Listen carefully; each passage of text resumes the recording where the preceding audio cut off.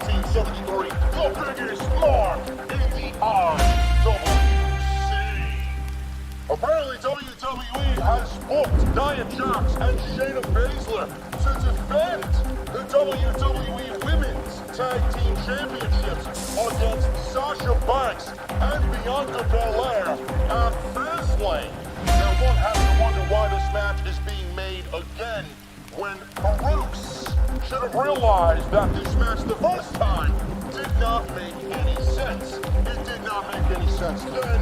It does not make any sense now, being that Sasha Banks and Bianca Belair will be a featured match for the SmackDown Women's Championship at WrestleMania 37 in Tampa, Florida, at Raymond James Stadium. Now, according to sources, the reason why this match is happening is because of Nia Jax. She was reportedly angry at Sasha Banks for stealing the last taco on Friday in Titus Catering. Not only did this upset Sasha Banks and Nia Jax and that situation, but it also upset Humberto Carrillo, as he was also looking for a nice tasty snack on Friday night. I know, he's a Monday Night Raw superstar, but they all share the catering department between both shows. Hopefully that situation rectifies itself, folks, but with Bruce Pritchard writing these shows, I highly doubt it. Tonight's special at the bar is the legit Blue Martini. Come up and get it today, and please remember to tip your bartenders. I am Mean Marky D, and we will be back right here on the podcast after this small musical commercial break.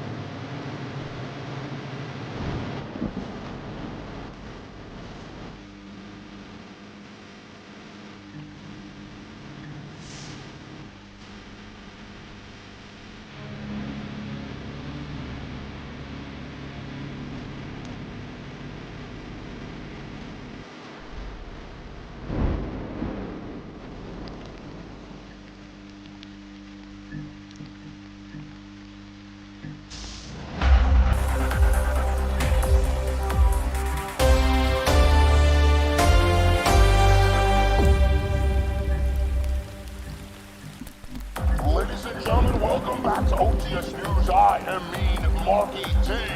And what you just heard were the sweet sounds of White Fat Audio. That one was called Mark of the Doom Slayer. Also on SmackDown tonight, Daniel Bryan challenges Jey Uso inside a steel cage match. This one has Fastlane implications. If Daniel Bryan defeats Mr. Uso, then he goes on to challenge the Tribal Chief Roman Reigns at Fastlane for the WWE Universal Championship. And we all know that this should be taking place at WrestleMania. Ladies and gentlemen, it is time for me to sign off. Remember, last call is right now. Come up and get your legit blue martinis. Believe me, they are the blueprints. I am Mean Marky D, pile driving geeks since 1973. The biggest mark in the IWC. This is your SmackDown post show with your host, JD from New York.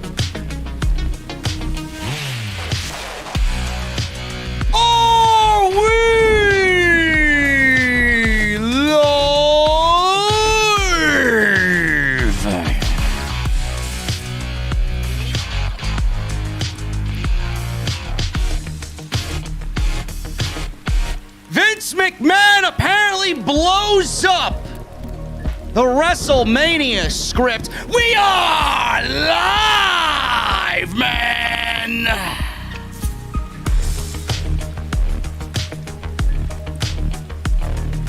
You heard it right.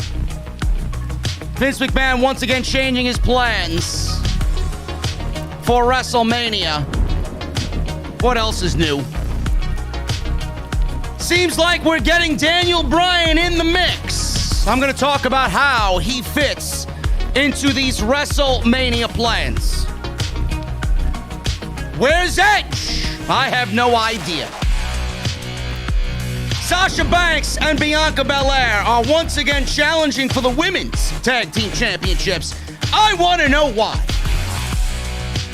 Unless Sasha Banks is going heel, the match makes absolutely no sense. And other than that, ladies and gentlemen, SmackDown was just as bad as Raw.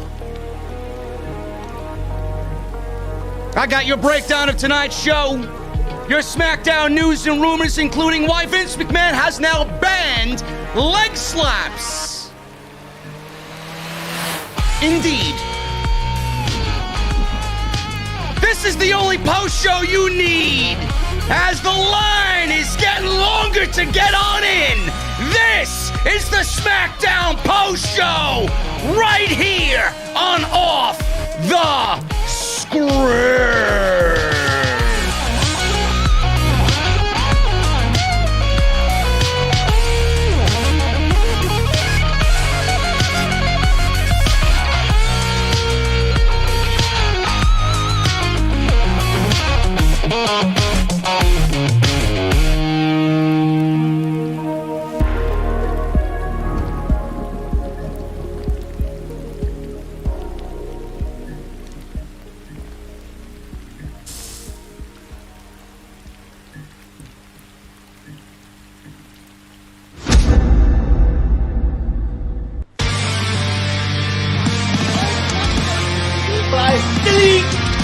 on.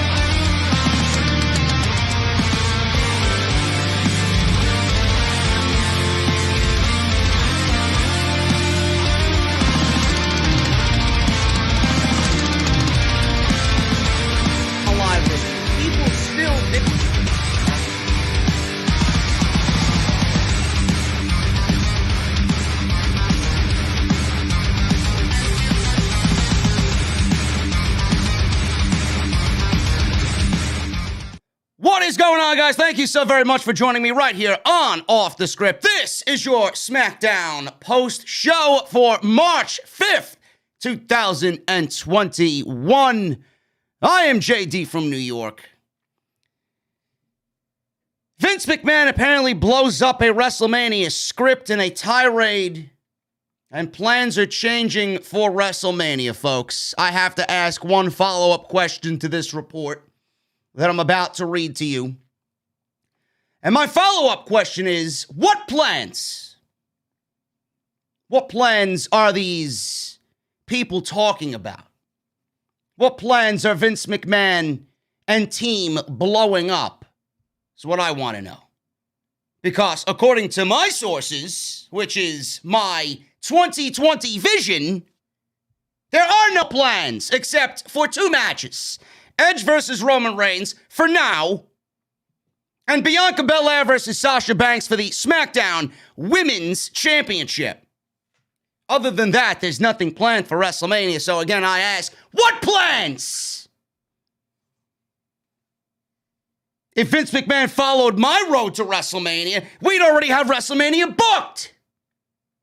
But what the fuck do I know? According to these social media ghouls, I'm nothing but a virgin living in my mother's basement. The same old fucking song and dance, the same old fucking joke for the last 16 fucking years. Vince McMahon apparently is blowing up WrestleMania plans. It's being reported by The Observer and Dave Meltzer that McMahon decided this week that the show needs to be bigger. And the change of plans is to happen immediately. The show needs to be bigger, folks. The show needs to be bigger. I could throw a mother joke in there or a sister joke in there, but I'll refrain. I'll try to be professional today, man. We got people lined up around the block to come on into the fucking venue, and I got a line at the bar with only 2 bartenders, man. I should hire 2 more. Everybody wants that Bebe's banana bread wheat, apparently, that I just added to the menu. Folks, WrestleMania needs to be bigger.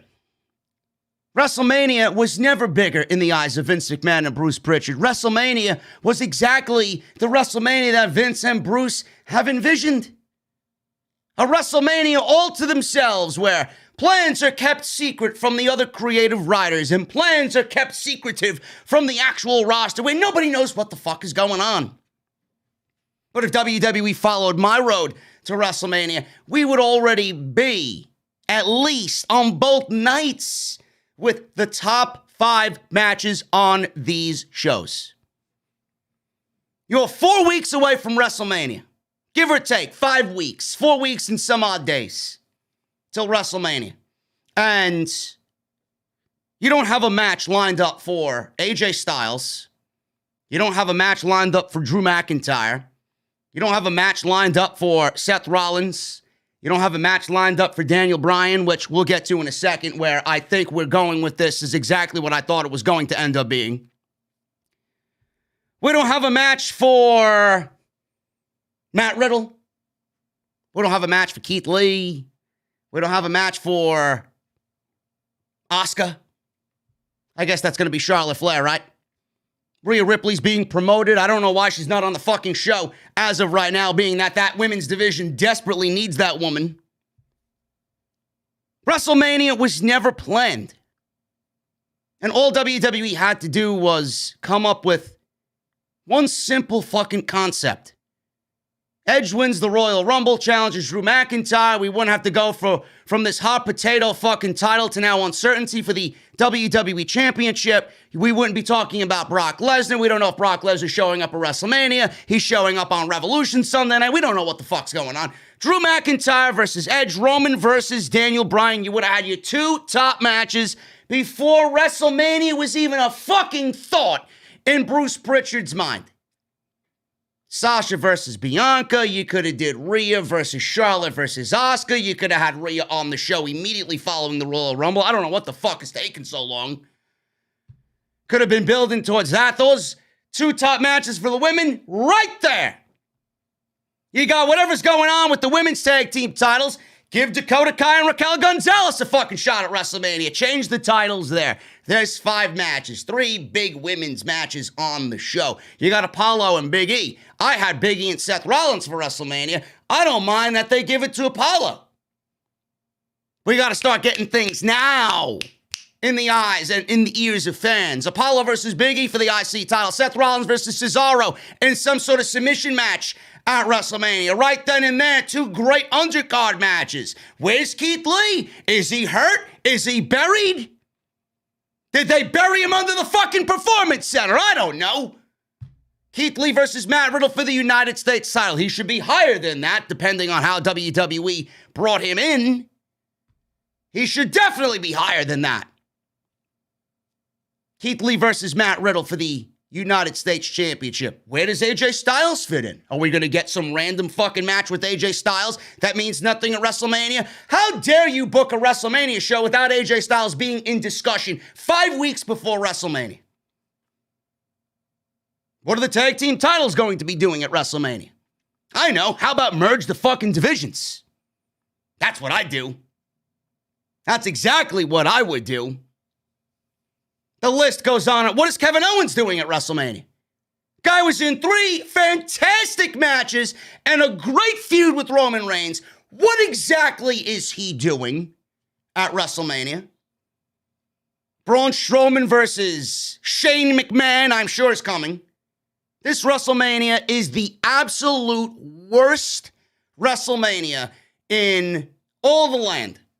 Yet you're going to have check marks and ghouls and fucking cretins on social media hyping this shit up like it's the best fucking show that they've ever put on. This shit sucks. It really does suck. Nothing is specific in regards to what is going on at WrestleMania.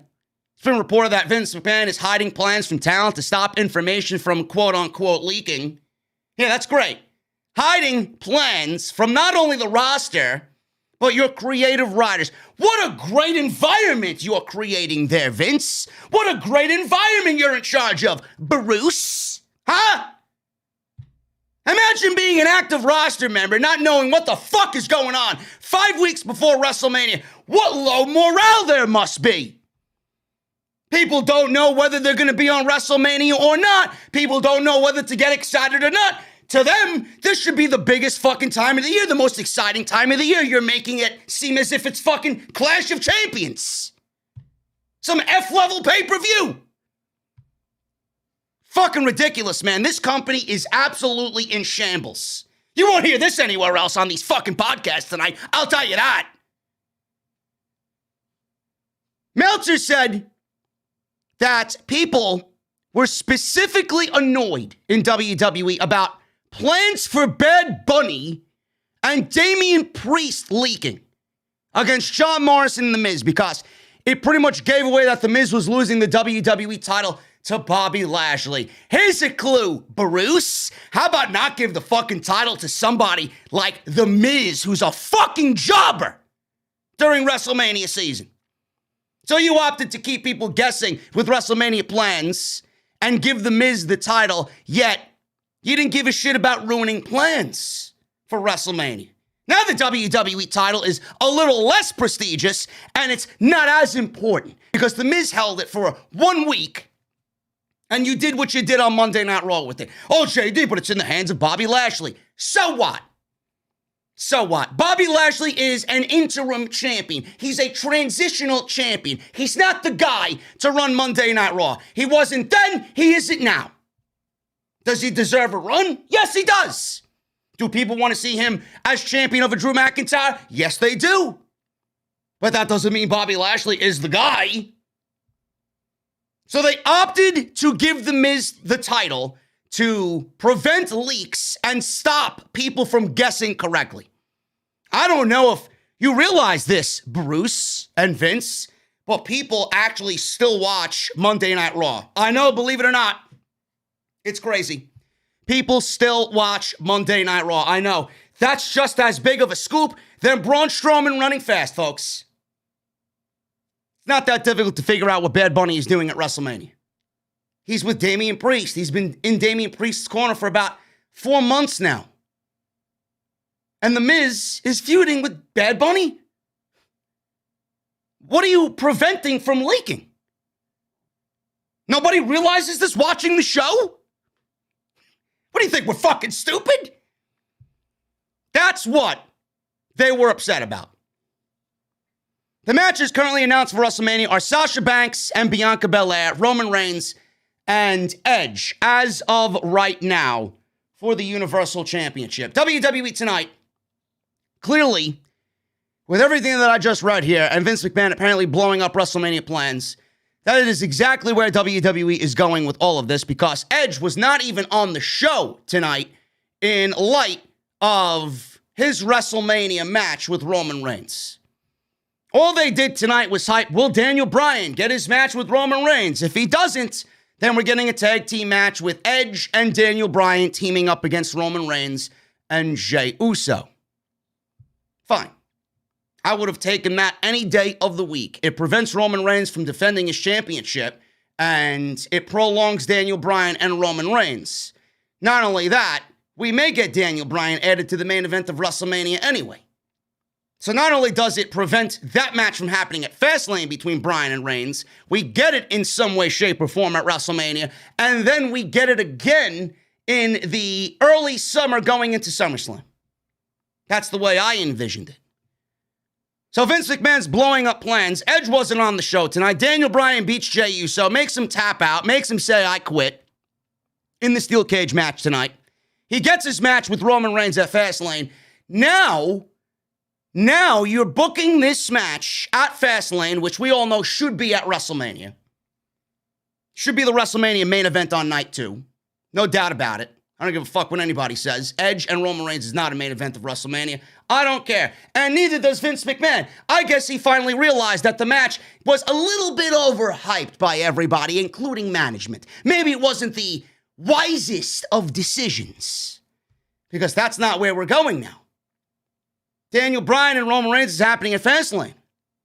Daniel Bryan is now beating Roman Reigns, and I'm sure Roman Reigns is going to win via nefarious means at Fastlane, whether that's a returning Jimmy Uso or a returning Jey Uso, or maybe the wrench into the gears in this unpredictability. Maybe Edge fucks Daniel Bryan over, because he wants Reigns all to himself, and he's now angry that Daniel Bryan is in the WrestleMania mix. So by that logic, Daniel Bryan loses at Fastlane, gets added because of Edge's stupidity at Fastlane, and Daniel Bryan versus Edge versus Roman Reigns is now your WrestleMania main event on night 2, which then gives us that Bryan versus Reigns dynamic, and possibly gives Edge a WWE Universal Championship victory on night 2 to say goodbye to everybody. Everybody goes home happy. He doesn't pin Roman Reigns to win the championship. He pins Daniel Bryan for the championship, and Roman Reigns wins it back at the very next show. And then we can say goodbye to this Edge bullshit, send him packing back to Monday Night Raw, and goodbye. That's exactly where we're going, because if WWE is putting Daniel Bryan in a Fastlane main event with Roman Reigns, and WrestleMania is 2 weeks after Fastlane, what exactly are you going to be building up for somebody as important as Daniel Bryan with only 2 weeks to go? You think Daniel Bryan's going to go right back to feuding with Seth Rollins when WWE is booking him as if he is in the main event of WrestleMania legitimately right now? Daniel Bryan's been in this fucking thing with Roman Reigns more than Edge has been. So there's no way that Daniel Bryan is not going to be in the main event if Daniel Bryan is the one who comes off on television more important than Edge. They don't know what the fuck they are doing. They don't know. I don't think anything I've said here is a surprise to anybody. It's unbelievable. It's unbelievable how stupid they are. It's unbelievable how gullible the entire community is. And it's unbelievable how right I was from the very beginning. I love it. I absolutely love it. Everything I said about Mania and making it feel important now. Vince is blowing up the show because it needs to be bigger. What did I say from day fucking one? That's why I'm the best at what I do. Don't fuck with me. Thank you guys very much for joining me on the podcast. It's March 5th, 2021. We're going to go over SmackDown tonight. Not really much to talk about. That was the biggest thing that happened on the show. We do got some news stories about WWE telling wrestlers to stop leg slapping during their matches. Update on where Jimmy Uso is. And WWE announces a Fastlane title match with Sasha Banks and Bianca Belair challenging Nia Jax and Shayna Baszler. I don't know why, but we'll talk about it and what I think is going to happen going on into Fastlane and WrestleMania. But thank you guys very much for joining me, man. We are looking at 1,400 live right now. I appreciate you guys being here. We got super chats open. Get them on in. We'll hang out at the end of the show. You guys can ask whatever you want. We'll hang out as we usually do and go over the super chats. Then make sure you guys follow me on Twitter at JDfromNY 206. That is Twitter and Instagram. Make sure you guys hit that subscribe button down below. Turn on the bell for all notifications. If you guys have not subscribed to my other project with Big Hodge, I seen Big Hodge in the chat before. I don't know if he's still here or not. But we got another project. Big Hodge is my partner. And we have a new episode of Critiques and Connoisseurs coming tomorrow at 1 p.m. We have AEW Superstar right before Revolution. AEW Superstar Ortiz of Proud and Powerful. He's also in the Inner Circle with Chris Jericho. He will be on the show. He will be talking about his background and where he got started, what he wants for his future in AEW, and most importantly, we drink Screwball peanut butter whiskey. Jesse actually went to go and buy a bottle after watching the episode early, and he drank some peanut butter whiskey tonight, and he told me, this is delicious. I know, and so is this episode with Ortiz. I'll show you guys a teaser later on in the podcast tonight. Make sure you guys go and do that. Link is down below for the Critiques and Connoisseurs channel.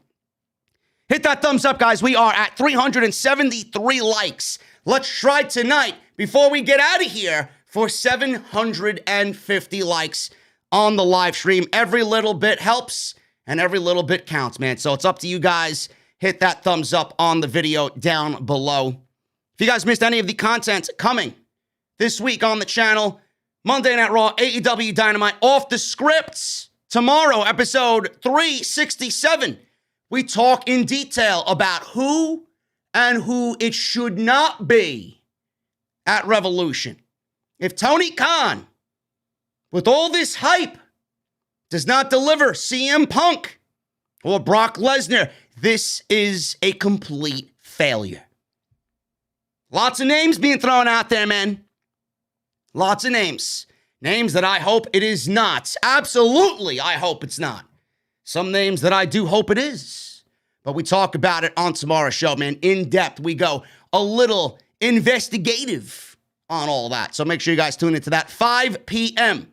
on the channel right here, Off the Script, episode 367. And tonight's show is sponsored by the one and the only, the Ridge. Ridge.com/script10. You guys are going to be able to get 10% off your purchase when you go to the Ridge's website. In fact, I got my Ridge wallet right here, bro. I got my Ridge wallets right here. I absolutely love it. We'll talk about them. They're sponsoring the show. And everybody can get 10% off. Ridge.com/script10. Let's get into the SmackDown coverage tonight, man. SmackDown opened up with a long-winded segment between Daniel Bryan and Roman Reigns. Michael Cole was in the ring. He said the main event of WrestleMania is scheduled to be Reigns versus Edge, but maybe not. Maybe not, Cole. Maybe not. He said his guest could change that. He introduced Daniel Bryan. He was all smiles coming down to the ring. He was very happy. Cole said he's got quite the night as he faces Jey Uso in a steel cage with the Fastlane Championship match on the line. And Cole said otherwise, he's scheduled to team with Edge against Reigns and Uso at Fastlane.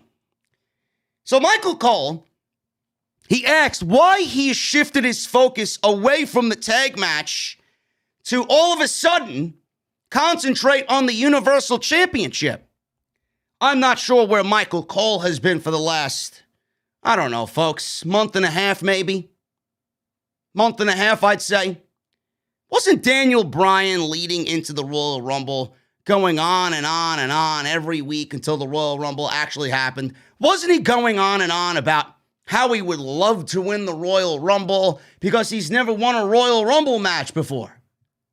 I don't really understand why Michael Cole was coming with this comment, as if he wasn't paying attention. Maybe WWE thinks that the fans don't pay attention. But if I am to be corrected here, or if I'm correct, which I know I am, doesn't the winner of the Royal Rumble go to WrestleMania? So back when Daniel Bryan said that, he wanted to win the Royal Rumble with aspects and hopes and dreams of going to WrestleMania and challenging for the Universal Championship. So what type of question was that? All of a sudden you shifted your attention to the Universal title? His eyes have always been on the Universal title. Maybe you just weren't paying attention. Bryan said Cole was making a lot of assumptions. He said nobody even asked him if he wanted to take part in that tag team match that was supposed to happen at Fastlane. He said they assumed he would roll with the punches, show up, work his ass off. He says he's not going to be the old Daniel Bryan anymore. He said WWE has that marquee match, Attitude Era versus Thunderdome, Edge versus Reigns, and everyone wants to see it except for him. Daniel Bryan's not the only one that doesn't want to see it. I've expressed that many weeks on this very show. A lot of you have expressed this to me in polls, on my Twitter, on my Instagram, on my live streams, on Off the Script every single week. I'm not the only one that doesn't want to see it. In fact, I am very certain that Vince McMahon doesn't even want to see it at this point because he needs WrestleMania to be bigger. That could be factual information. So, we've seen highlights of the Elimination Chamber, where Bryan won the chamber and then obviously was beaten by Roman Reigns. Bryan says he's lost a lot in his career and he's gotten beat up a lot in his career after winning the Elimination Chamber and fighting valiantly against Reigns. It shouldn't have been that big of a deal to lose again. He said when Edge speared Reigns after his loss and pointed at the WrestleMania sign, he says, "Never in my life have I felt like such a failure." Listen, D-Bry, you can't be as big of a failure as you say you are when you work for Bruce Pritchard. I'm sorry. That's just ridiculous to even think about. So, he says he's a failure. He says he doesn't have a ton of ambition, according to a WWE test he took. Said years ago he took the test and a woman said he scored the lowest on the test that she had ever seen. She asked how it was possible he's been so successful. He said the only answer is how much he loves what he does. He says he hasn't felt like he's had to work a day in his life the last 21 years. Well, that's something that happens when you thoroughly enjoy what you do. I don't call this work. This is not work for me. I love doing this, man. This is like my love, my passion, my hobby.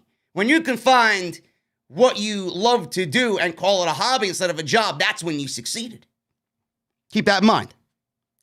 He said it rings true a little bit because for the last year, he's had it in the back of his head. He wanted to step more into being a full-time dad instead of a full-time wrestler. He said when he rolled to the floor and Edge pointed at the WrestleMania sign, he felt like an absolute failure. It's because he failed himself. He said he put himself on the back burner, and only then he realized he had more ambition than that personality test could ever show. He said that moment is when he realized he should be in the WrestleMania main event with Roman Reigns. He said you can tell he loves what he does because in the last 3 weeks, he's wrestled more matches than Edge and Reigns in the last 3 months. He said they have a total of 3 matches in the last 3 months. He said he did a disservice to himself by putting himself on the back burner and putting other talent in front of him. He said he can be the absolute best. He said beating Reigns at Fastlane is the only way he can main event WrestleMania, and this is my last chance. Roman Reigns obviously came out because he wasn't about to listen to this from Daniel Bryan anymore. So Roman Reigns was in the ring. Heyman was there. Jey Uso was there. Reigns said to Daniel Bryan, you look like the same guy, but you don't sound like the same guy. Said the way he is talking is confusing to him. Daniel Bryan is ambitious now. He's driven? No. You're an underdog. You're the little guy. You're a lotto winner. You're the guy who waits on the opportunity, and sometimes it works out. Reigns says there aren't many men like him, but he's ambitious. If I want it, I take it. He said Bryan talks about loving wrestling, but he doesn't love it. He needs it. Love isn't based off what he needs. Love is based off service, what you will do for others. Reigns says he loves the business, but he doesn't need it. He says he does it because everybody needs me. SmackDown, the crew, the wrestlers, the cameramen, Heyman, Jey Uso, they all need him. You need me, Daniel. He said after Jey beats him, Daniel Bryan is going to acknowledge him. Bryan was about to speak to Roman Reigns. Jey Uso yanked the microphone away from Daniel Bryan. Jey says he has to go through him first tonight in the steel cage, and if it's not going to happen, he's not going to get to Roman, and it's not going to happen. He said the cage match doesn't lock Reigns out, but it locks him in with Daniel Bryan. He yelled that tonight he's going to get him. Jey then charged at Bryan, wanting to attack him right in front of Roman Reigns, but Bryan hip-tossed him and then threw him out of the ring.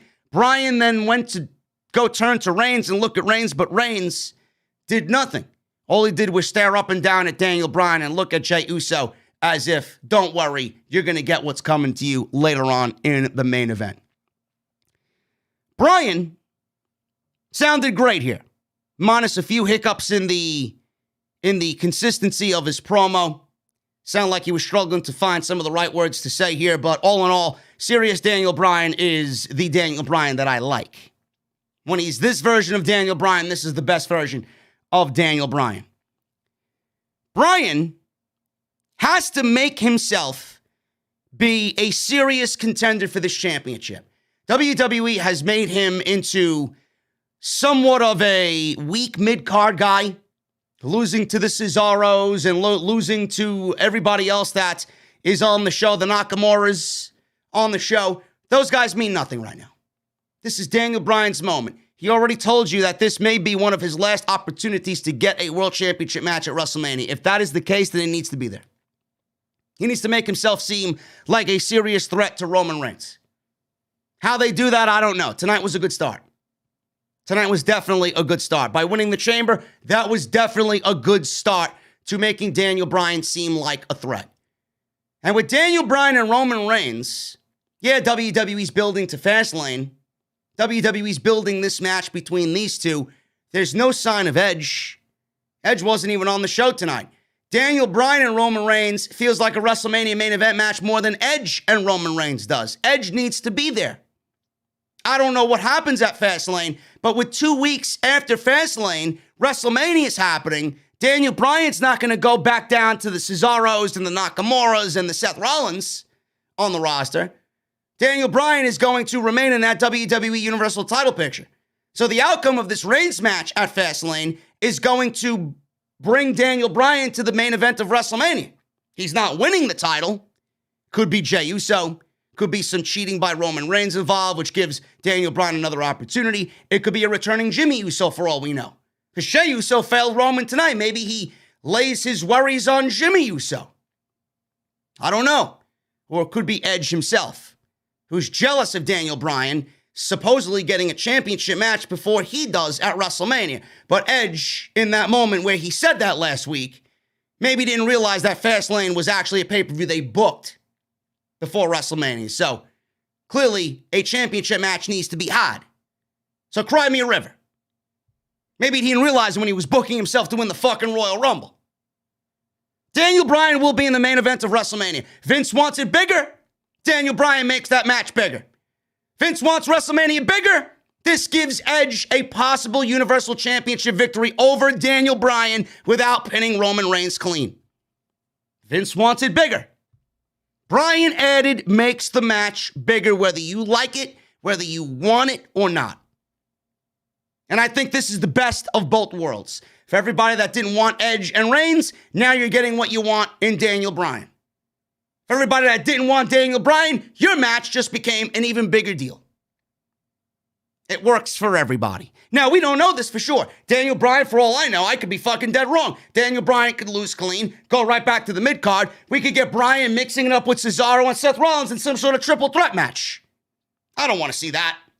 Cesaro deserves a one-on-one match and a victory over Seth Rollins. So I see that happening. I think Rollins and Cesaro are going to continue 2 weeks after WrestleMania. Very easy to book. You give Seth Rollins a victory at Fastlane.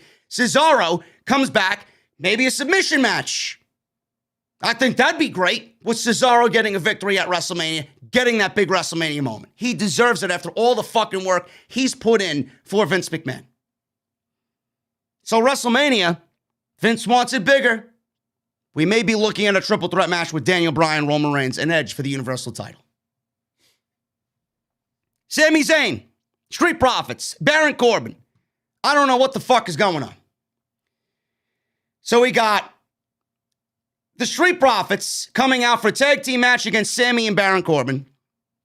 Sami came onto the stage and said that the Profits scored a fluke win last week. Corbin walked out, no music, just came out with a microphone, said he refused to team with Sami. I don't want to team with Sami. I'm a singles competitor. He challenged one of the Profits to a singles match. Montez Ford challenged Baron Corbin to a one-on-one match. So he agreed to a singles match with Corbin. And we got Montez Ford versus King Corbin. Corbin wins in about 2 minutes.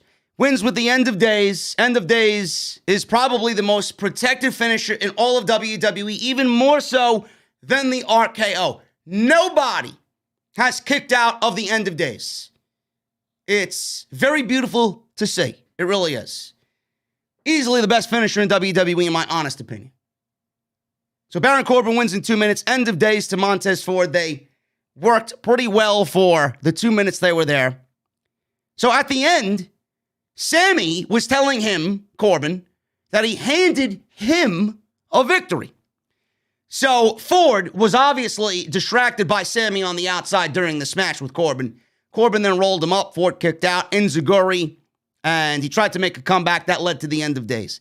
Sami at the end of the match was telling Corbin, listen, I helped you, now you help me, because Sami immediately had a match with Angelo Dawkins. Very creative, I know. Tag team match happened last week. We turn around the following week. We get that tag team match in singles form between all four guys this week on SmackDown. Real creative there, Bruce. Real creative. Sami and Angelo Dawkins went double the amount of time that Corbin and Montez Ford did. 4 minutes. Ford yelled at the documentary crew, Sami's documentary crew on the outside, spilled whatever was in the red Solo cup on all of them. Sami was distracted. Dawkins rolls him up for a 1, 2, 3, and that was it. Corbin refused to help Sami Zayn. Goodbye. He went to the back. He left Sami Zayn out there all by himself. Angelo Dawkins scores a pinfall because Montez Ford distracted Sami's guys. That was it. Lots of distraction finishes here, man. Street Profits get 50-50 booking. Sami Zayn and Baron Corbin. This makeshift fucking tag team that shouldn't be a thing. It just shows that there is no plans for anybody. What exactly are these guys doing at WrestleMania? They're not doing much of anything. There's no real solid plans in place for any of these guys at WrestleMania. The Profits, more than likely Rude and Ziggler, are their opponents. But what does Sami do? What does Kevin Owens do? What does Corbin do? I'm guessing all these guys will be in the Battle Royal at some point during the night. Because that's what they usually do with everybody they don't have plans for. The I don't have plans for these guys Battle Royal. That's exactly what it's called. Carmella. She was backstage. She approached Reginald. She said she took a chance on him and he betrayed her by obsessing over Sasha Banks. He says she doesn't understand and he was doing everything he was doing for Carmella. Carmella clearly didn't buy it. She knocked the tray of whatever he was holding, I believe it was wine or champagne, knocked the tray out of his hands. There was beverage all over the place. And then Carmella ended up firing him on the spot. Goodbye, Reginald. Carmella just fired him, and now he is without a job. Dominic and Rey Mysterio, booyaka, booyaka, 619. Booyaka, booyaka, Dominic Mysterio against Chad Gable. What did I tell you about the Sami Zayn and Baron Corbin match from last week against the Street Profits? We got a tag team match with those four guys last week. This week, we got Sami versus Angelo Dawkins. And we got Corbin versus Montez Ford. That same tag team match was given to us in singles form with all four guys this week. Real creative, Bruce. So what do you think they did this week with the Mysterios and Gable and Otis? They gave you Dominic Mysterio versus Chad Gable. After we've seen 2 weeks in a row of Chad Gable and Otis versus Dominic and Rey Mysterio. Now we got a one-on-one match between Dominic and Chad Gable. I guarantee you, next week we'll get Otis versus Rey Mysterio. That's how these people operate, folks. Hey, this is new. Meanwhile, we've seen it at this point come next week for a month straight. And I don't really know where we're going with any of it. I don't know who's excited about Chad Gable and Otis versus the fucking Mysterios. I really don't get it. How the mighty have fallen. These guys went from battling up and down all year long with Seth Rollins and Buddy Murphy to battling with King Corbin and the Knights of the Lone Wolf that apparently got fired. And now they're feuding with Chad Gable and Otis. If that doesn't tell you that they don't have any plans for these guys, I don't know what the fuck does. Dominic wins in 3 minutes. Dominic beats Chad Gable in 3 minutes. Gable blocked a tornado DDT a couple of minutes in. Landed a tiger suplex on Mysterio for a 2 count. Gable went for a top rope moonsault. He rolled through. Dominic moved. He then counted a Gable pin attempt and rolled Gable up for a shock 3 count. Dominic wins in 3 minutes. So he was celebrating. Ray kicked Otis into the announce table. Rey then slammed Otis into the announce table with a leaping senton and then ran away with Dominic to the stage. Otis and Gable were upset. They were yelling from the commentary area of the ringside area. And a much-needed win, says Michael Cole, for the Mysterio family.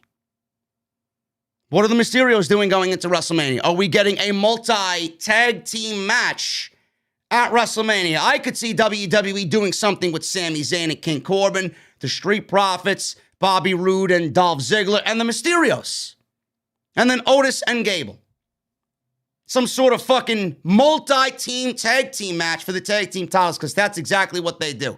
Instead of making a serious 2-on-2 match for those titles, WWE is going to give us everybody involved at WrestleMania because they don't know what the fuck they want to do. I couldn't give a single shit about any of this. Trash. Really, really garbage. Kayla Braxton, she was backstage with Seth Rollins. Apparently, Miss Braxton deleted her Twitter account. If you guys are not aware, she took to Twitter to announce to the world that she is indeed bisexual. Braxton tweeted, and I quote, "My whole life, I've had to choose. Are you black? Are you white? Which bubble do you fill in on the SATs? I always filled in other because nothing applied to me. Tonight I choose to be over having to choose. Hello world, I'm Kayla. Oh, and yeah, I'm bi." End quote. So clearly she got hate on social media for this from whoever, for whatever reason. I don't see the big fucking deal. I really don't. So she deactivated her Twitter account and goodbye Twitter until 2 weeks from now when she's all over it and then she's back on social media. I think if anybody knows what's going on here on social media, it's Kayla Braxton. This is like what, the 18th time she deleted her Twitter account? I think she is very well in the know about what resides on Twitter. All the fucking gremlins that reside on social media. I don't understand why this thing needed to be announced to the world. Why don't you just keep it to yourself? Why are you going on Twitter to announce anything? It doesn't have to be what she said. Don't publicly say anything on Twitter. You know exactly what you're getting yourself into. Keep all of this to yourself. Simple. Kayla Braxton interviewed Seth Rollins and asked about how the Cesaro swing was last week. Seemed like it lasts forever.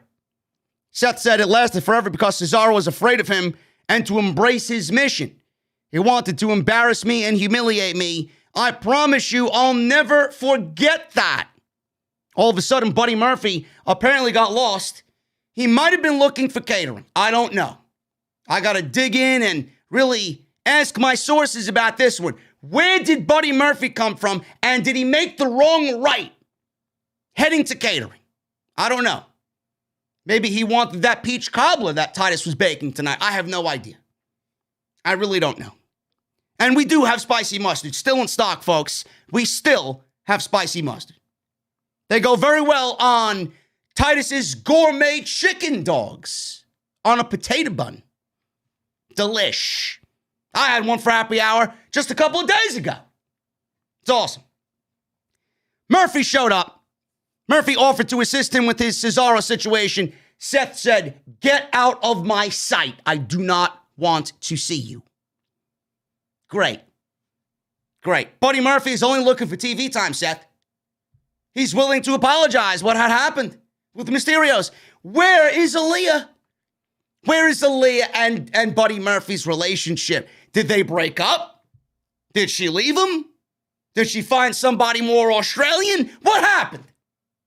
What happened? Is she locked away in Seth's dungeon somewhere?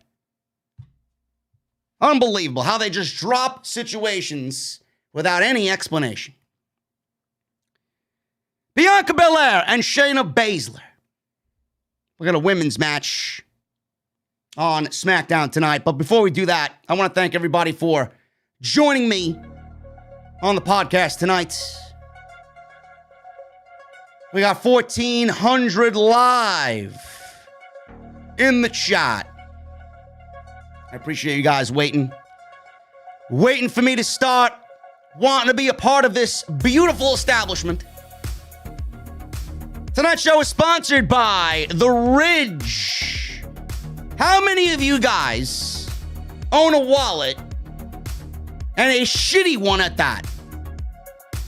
I know you own one of those old, decrepit, fucking leather wallets that look like shit afterwards. I know you do.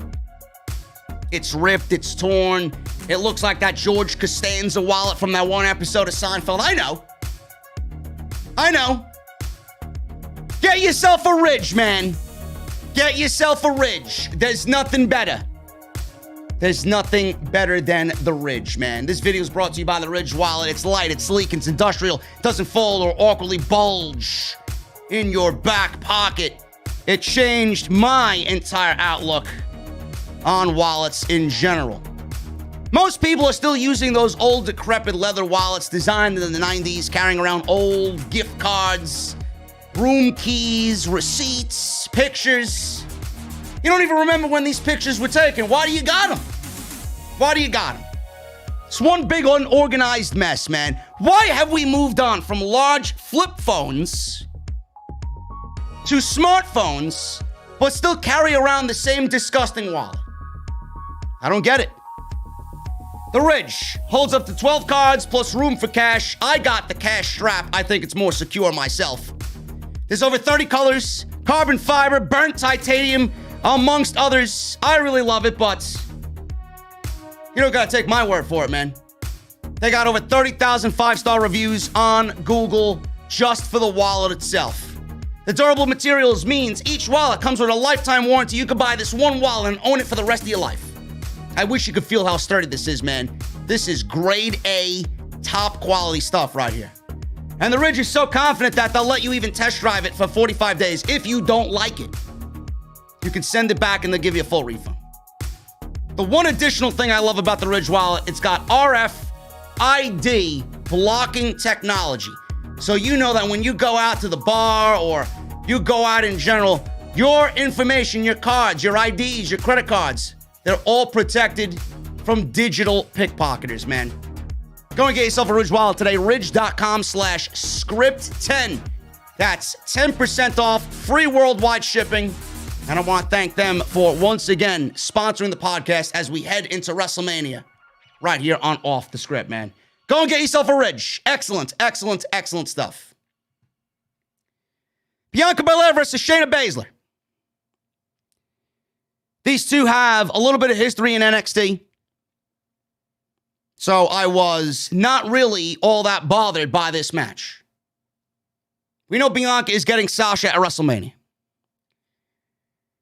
But the thing is, we got Bianca Belair and Sasha Banks at WrestleMania for the SmackDown Women's title, yet WWE has somehow, illogically, thrown them into the Women's Championship situation for those tag team titles. Sasha Banks and Bianca Belair have no business in the women's tag team title situation. You got Natty and fucking Tamina Snuka asking for a match. They're not a real tag team. Not one of these make-believe tag teams put together with Scotch tape and Elmer's glue. At least use Gorilla Glue. It'll last a little bit longer. Then you got Lana and Naomi, who still are owed their tag team title shot. Then you got Dakota Kai and Raquel Gonzalez getting fucked over on NXT.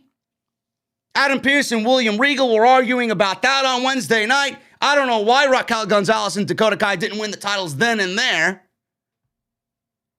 But Sasha Banks and Bianca Belair are getting a tag team title shot. Out of all those teams, even Natty and Tamina have done more than Sasha and Bianca. Yet we're getting this match at Fastlane. Now, the only thing I could possibly conceive from this entire situation is that Sasha and Bianca will not win those tag team titles. And they're really looking to build up Nia Jax and Shayna Baszler just a little bit more by having them beat Sasha Banks and Bianca Belair at the pay-per-view.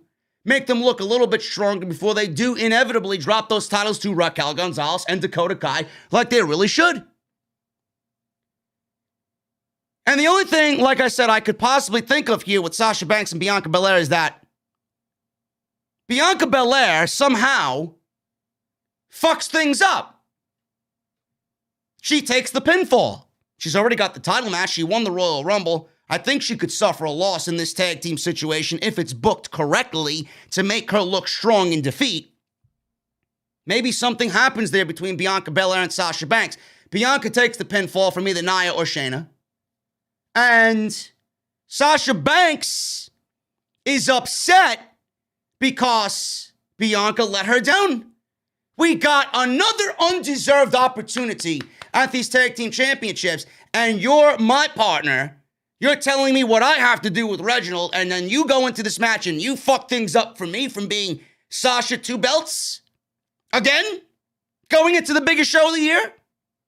Sasha then turns heel, and WWE uses this to facilitate Sasha Banks turning heel against Bianca Belair, and Sasha Banks retains the title at WrestleMania.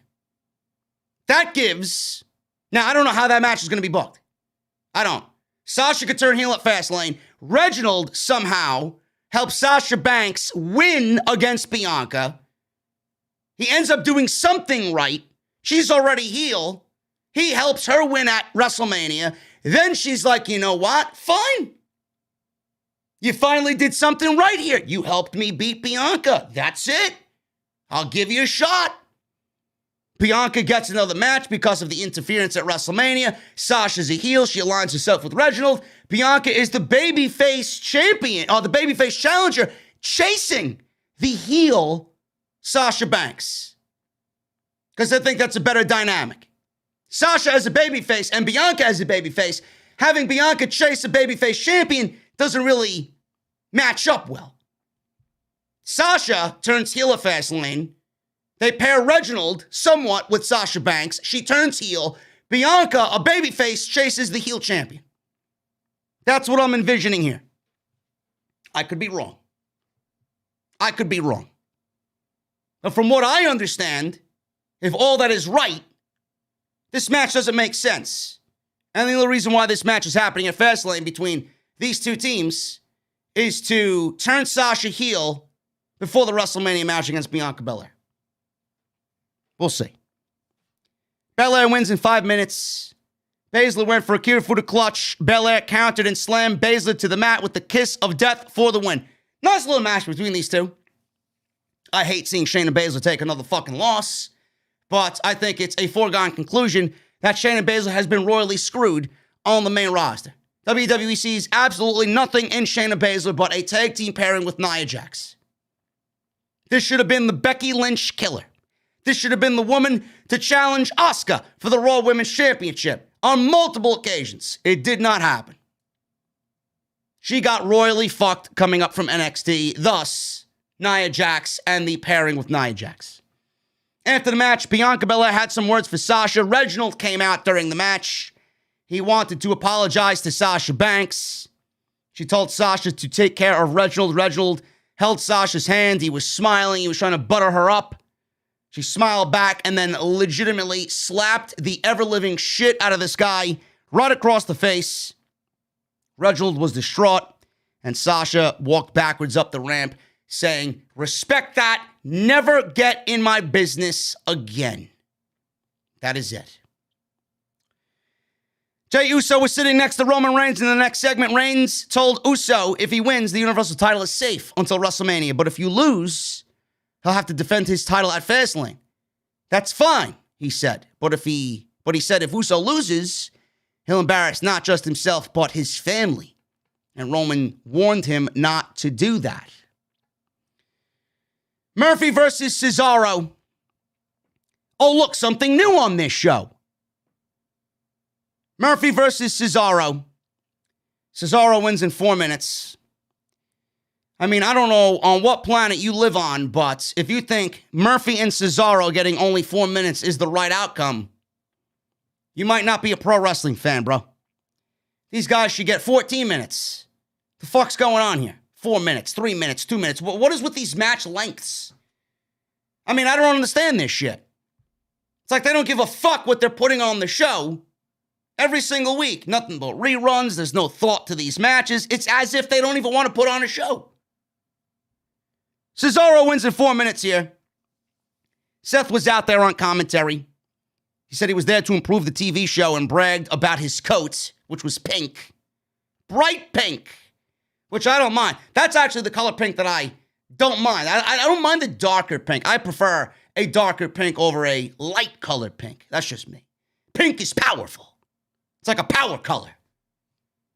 But he's not there to improve the TV show. I don't think anything can improve Bruce's writing. Not even Seth Rollins. Seth said he was impressed. He wanted to step up next week.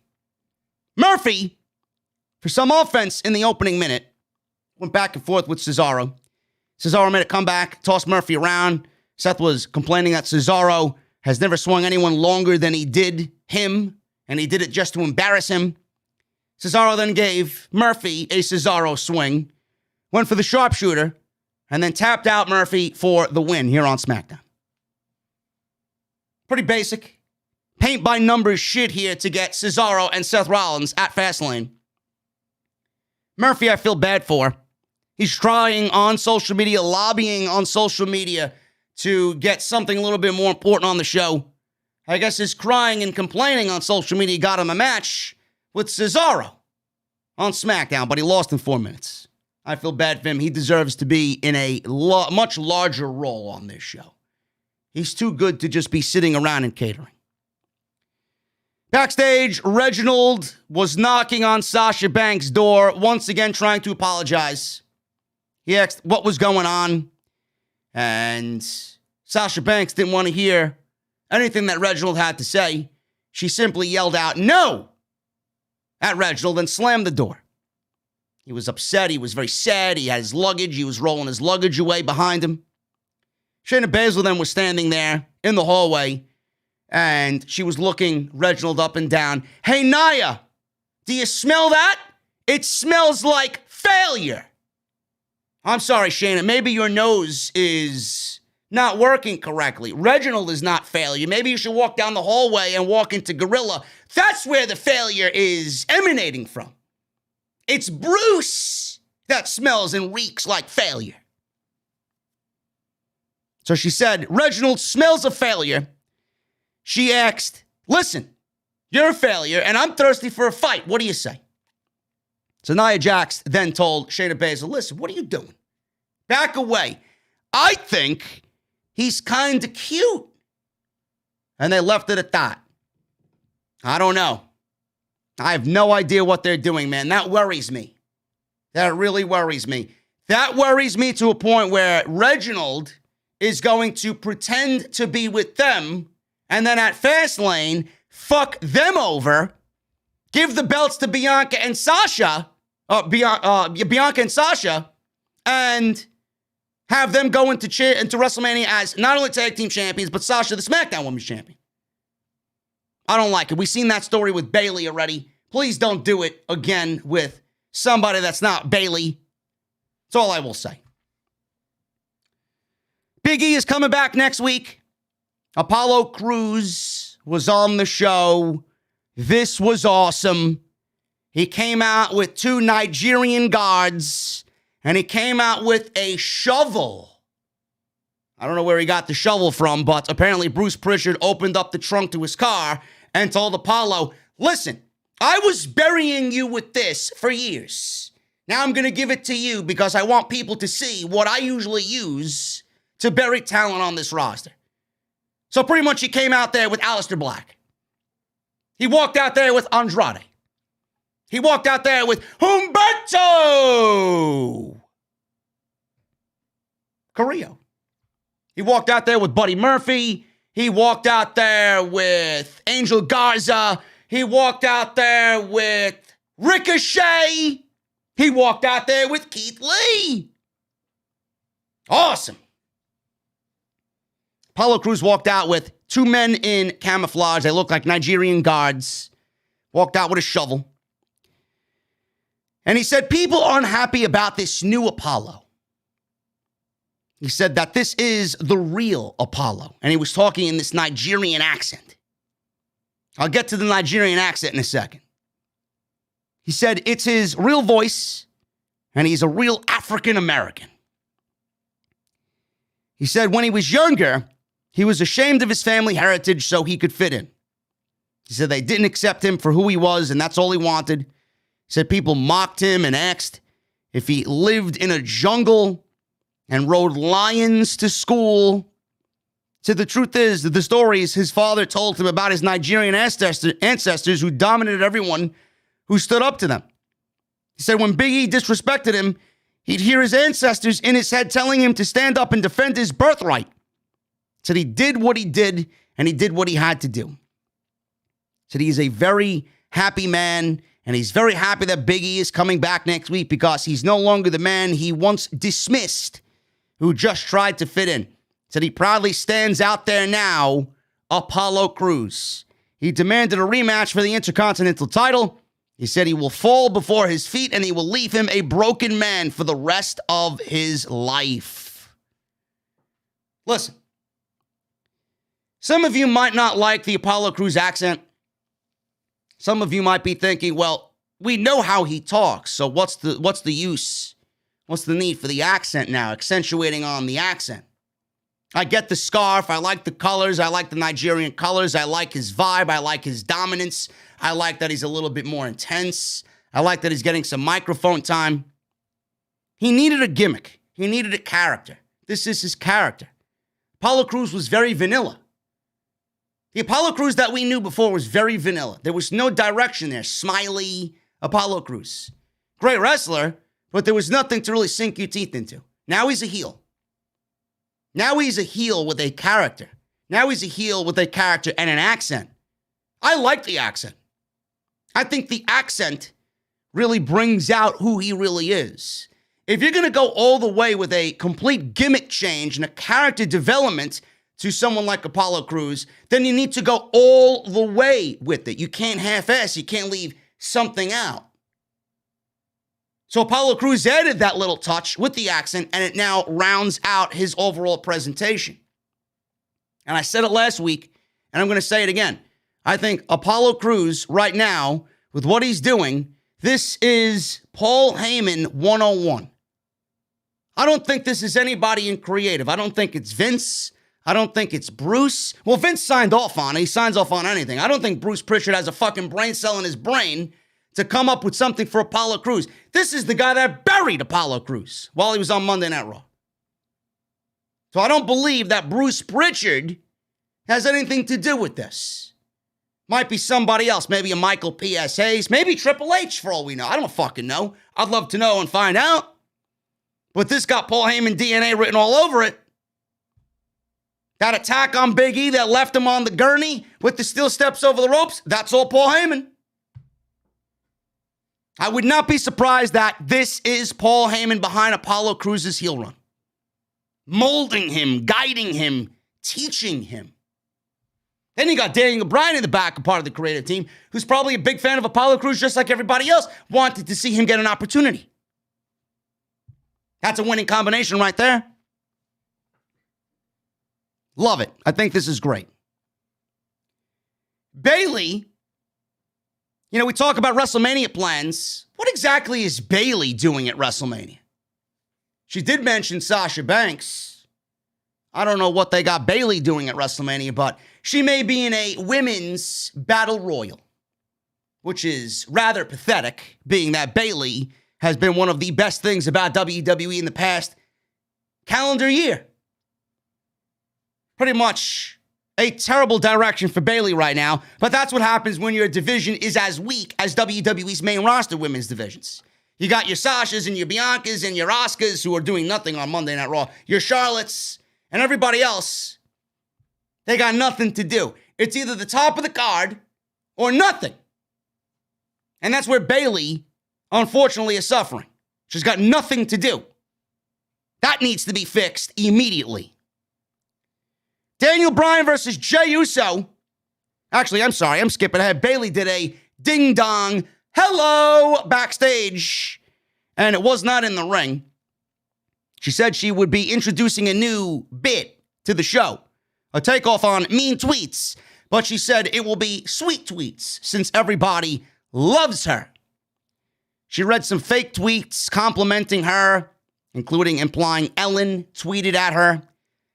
She got to one of the cue cards that she was reading, and it upset her. She ripped it up, she wrinkled it up, and she stood up and she tried to keep calm, and she left the segment as she exited through the ding-dong hello door and exited the scene. This is what they got Bayley doing on SmackDown. No solid WrestleMania plans, but they got her exiting through the door on her own talk show. Awesome. Daniel Bryan versus Jey Uso in the main event. This one got substantial time in the main event. Paul Heyman and Roman Reigns were out there sitting down watching this match from the stage, from the bottom of the ramp. So we went to commercial break. They were going back and forth before the commercial break. Bryan used his shoulders and drove Uso off the top rope with the Samoan drop. We went to a commercial break.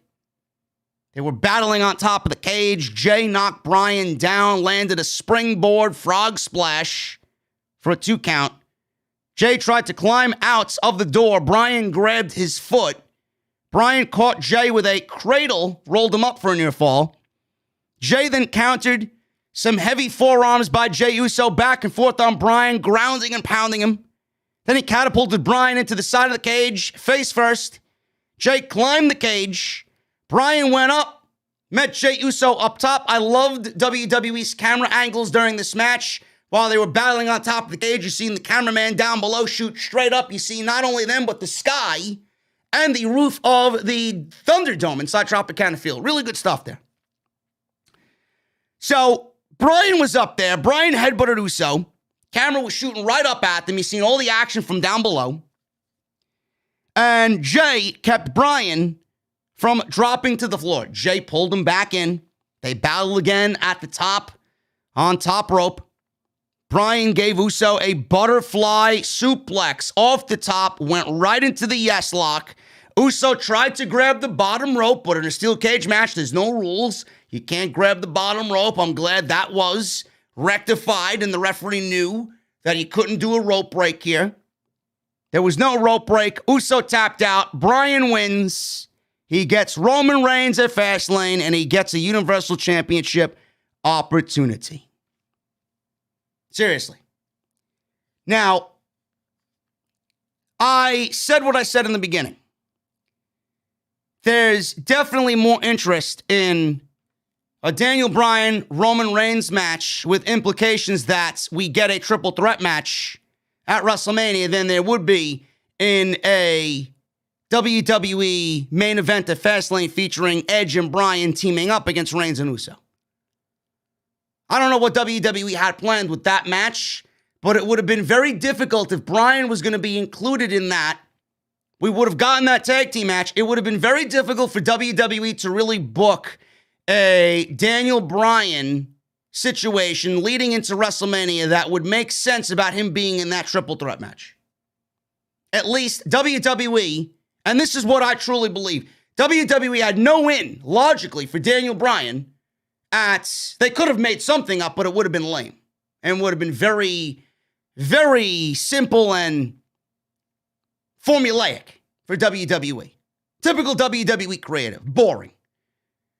If Daniel Bryan and Edge teaming up at Fastlane with nothing on the line there against Reigns and Uso, it would have been very difficult for WWE to get Bryan into the WrestleMania main event to make that a triple threat match. At least with this Bryan Reigns match, they could formulate something via the outcome here that would get Bryan into that WrestleMania main event, make it a triple threat match. So, all in all, like I said in the beginning, there's a lot more for WWE to do creatively, and it gives us a bigger match, and it gives everybody the opportunity to be happy. Those who wanted Bryan Reigns at WrestleMania, you could ultimately get Bryan Reigns at WrestleMania.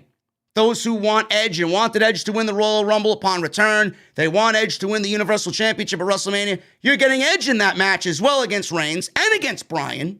So you get the best of both worlds, and that gives Edge the best opportunity to win the Universal Championship at WrestleMania because he doesn't have to pin Roman to win the Universal title.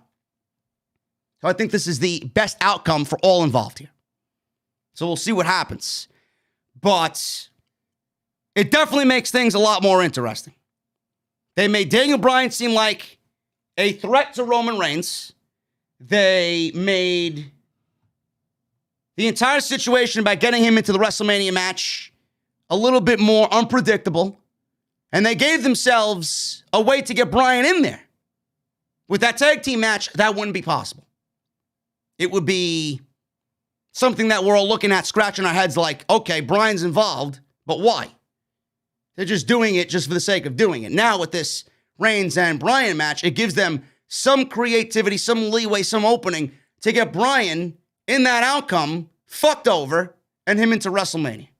I think it's great. Anyway, guys, I appreciate you being here on the podcast. We got a lot more still to come here on the show. Don't go anywhere. We got some super chats to go over. But before I do that, guys, I want to show you what's coming up on the Critiques and Connoisseurs channel. My partner, Big Hodge, Jason, and I will be interviewing Ortiz of AEW, Ortiz of Chris Jericho's Inner Circle. We got him tomorrow on Critiques and Connoisseurs episode 2. This is going to be a good one, man. If you thought the Terramana, Dwayne Johnson episode was it, wait till you guys get a load of this one, man. It's going to be awesome. This is a sneak peek of Critiques and Connoisseurs. Welcome back, ladies and gentlemen. This is episode number 2 of Critiques and Connoisseurs. I am JD. I am Big Hodge. And today we're going to be talking about Screwball Peanut Butter Whiskey. This is a very unique liquor. And one of my personal favorites, which you, in fact, my friend, have turned me on to, and now I'm absolutely addicted to it. Oh, bro. Talking about fulfilling the sweet tooth. Absolutely. That's what this is. I mean, you're talking to a peanut butter fanatic and myself, so you're going to put that in spirit form. I mean, speaking my language. I'm feeling the spirits, brother. Let's do it. Well, this actually first came about from Stephen Yang. Stephen Yang and his wife actually mixed peanut butter and whiskey as their own personal thing. And he loves whiskey, she loves peanut butter. They infused it and said, wow, this is amazing. It got incredibly popular in the Southern California region. And now you see Screwball Peanut Butter Whiskey. This is Ocean Beach's finest. As they went ahead and they infused the flavors of peanut butter and whiskey, and they called it a great tag team. But since we're speaking about tag teams, mentioning tag teams, we have here a special guest. We have AEW's own one half of Proud and Powerful and a stablemate of the Inner Circle. We have here Ortiz. Ortiz, my brother. Yes. I feel like there should be some music or something. You add it in post? We'll do it in post. We'll do it in post. We keep it rolling. So what we got is this bad boy here. So this is what we're going to be sipping. Have you ever sipped this before? No, not that particular peanut butter whiskey. I don't think I've had peanut butter whiskey, brother, per se. I can't think. I've drank a lot of whiskey though. A lot of whiskey. Mm-hmm. Yeah, you've been wanting to put me on to some liqueurs and some beers. Also. Just a little bit.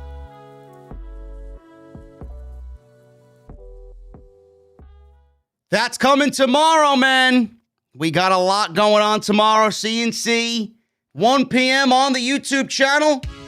Link is down below if you guys want to go and subscribe. We are nearing 3,000 subscribers. That one video with The Rock and Terramana Tequila, over 1,000 likes. We love you guys, man. Hopefully you show up big time tomorrow for Ortiz. Great stuff. I promise you. And then off the script, 5 p.m., episode 367, another big episode, 2 hours of audio and video content. We're going to talk about this Tony Khan hype for Revolution. Who is the mystery man?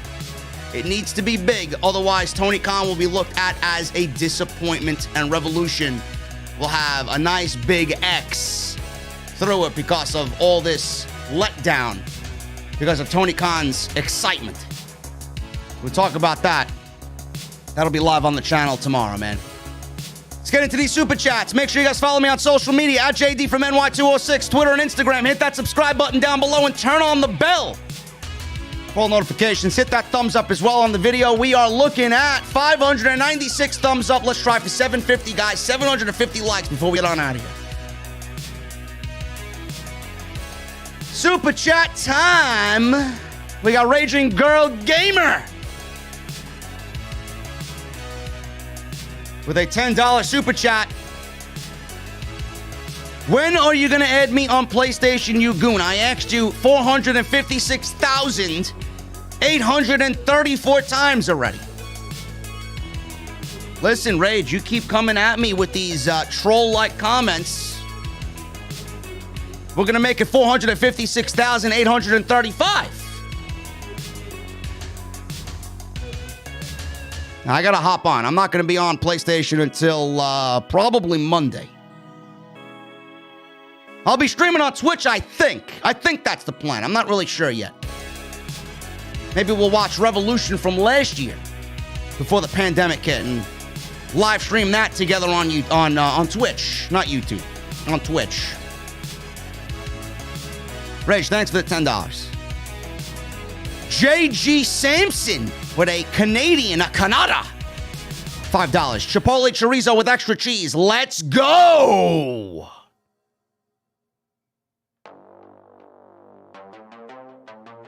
I might be having some Chipotle tomorrow.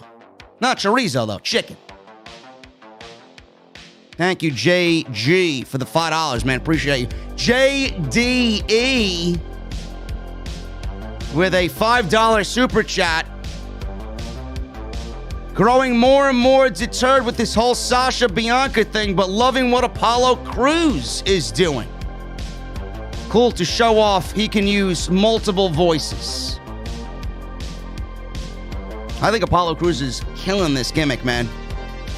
I'm booking him to take the IC title off of Big E at WrestleMania.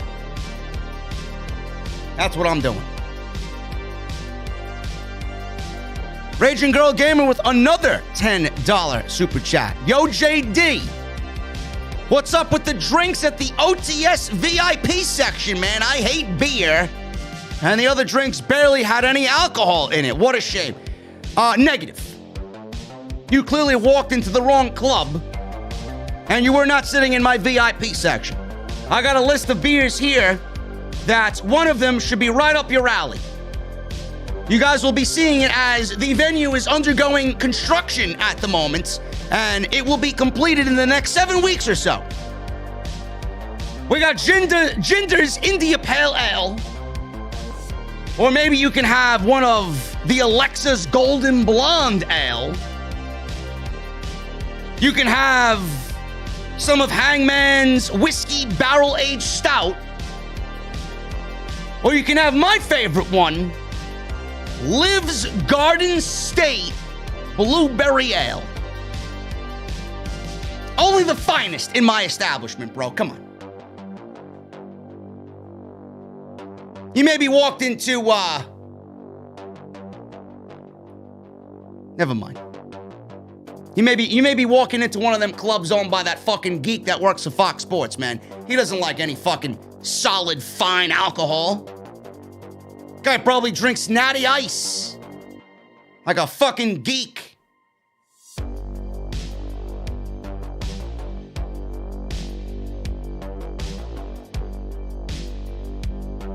Cool Jags with a $4.99 super chat. Gonna have to get used to that Nigerian accent on Cruz. Bryan versus Edge versus Roman at WrestleMania. It needs to happen. By the way, Pantera is the greatest of all time thrash metal band.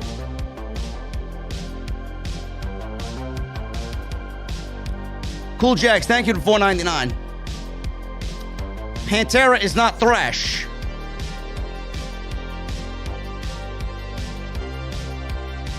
Ticket Drew just texted me. Bro, why not? Why not, man? Do you know who I am? Do you think I give a shit? I'm not mentioning him by name. I just call him that gremlin from Fox Sports with the fucked up emo haircut. Everybody knows who I'm talking about. You know the guy that hunts down porn stars in aisle 4 of Whole Foods. You know that guy. Yes, I know Bella Danger is a lovely woman, but, I mean, stalking her at a Whole Foods? Come on, bro, really?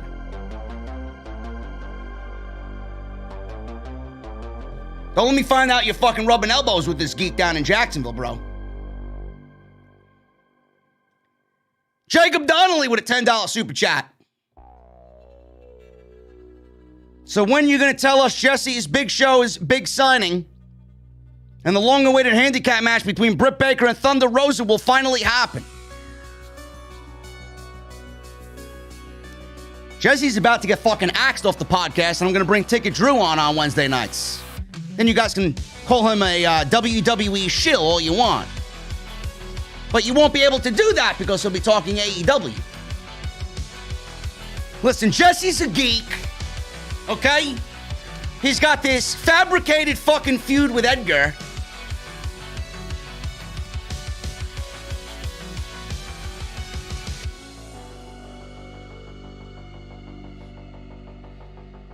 Oh, man. Listen, the time I meet Thunder Rosa, by the way, is going to be on CNC. We're going to make it happen. Hodge, we're going to make it happen. When she's in New York. Then we can rub elbows with Thunder Rosa, and we can go over what exactly is going to happen to Jesse when we go to another convention in Chicago. Thank you, Jacob, for $10 super chat, man. Appreciate you. Vinny Colombo. My mom used to watch Colombo every fucking week, man. Hey, yo, Vinny. What are you doing, bro? JD, as an Italian. It's great to see a fellow Italian in Cesaro. Has such a good role model on television. Cesaro's an Italian-American? I thought he was from Sweden.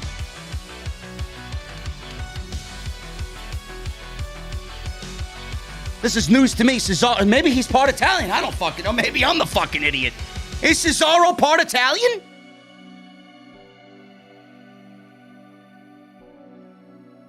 I thought they call him the Swiss cyborg. I don't know. Vinny, thank you for the $5 super chat, bro. I heard your mother's baked ziti is delish. A little bit more pepper in the fucking sauce, though. Viper, $4.99. This is definitely one of the worst WrestleMania seasons we've ever had, and it's honestly sad. Love your videos, JD. This is the worst I've seen in a decade. This is the worst I've seen in a decade for WrestleMania season. They have nothing planned. Nothing planned. Jericho, 8131, $10 super chat. This will be the first WrestleMania in years that won't be filled with part-time legends. Not a surprise that Mania build is so lackluster this year. No legends equal no prioritizing the active roster. Listen, man, I thought Goldberg was going to be at WrestleMania. Apparently, they're doing some documentary on him. There's more documentaries on Goldberg and more love for Goldberg than there ever was for Sting. I don't really understand it. I thought Goldberg would be at WrestleMania. Lesnar, I thought, would be at WrestleMania. Apparently, we have no fucking idea what they're doing. For all we know, Lesnar's elite. I doubt it, though.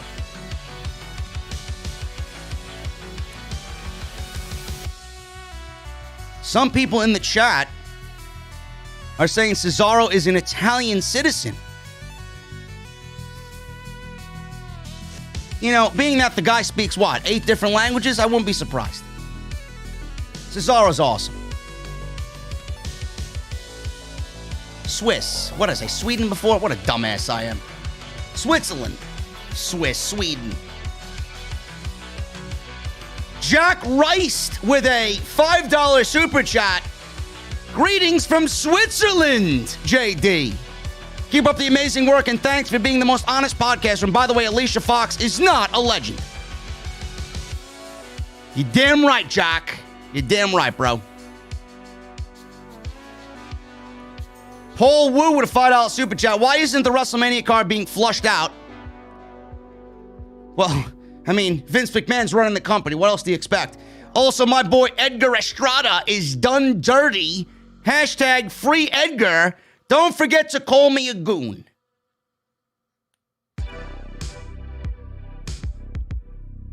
Listen, Edgar's going to be free when I delete Jesse from the chat. And WrestleMania sucks. Paul Wu, thank you for the $5, you fucking goon. Paul Jackson with a $5 super chat. Why is there a Fastlane? I don't know. I got a lot of whys in WWE. I don't have any answers for them. The top matches at Mania should have already been figured out by the Elimination Chamber. Bro, they should have been figured out by the time the Royal Rumble started. You know, once upon a time, WrestleMania was already a fucking thought bubble by the time Survivor Series finished. No longer. Now they start booking WrestleMania with 3 weeks to go. Mr. Cake with a $2 super chat. If they get Bret Hart, I hope they get Davey Boy Smith as well.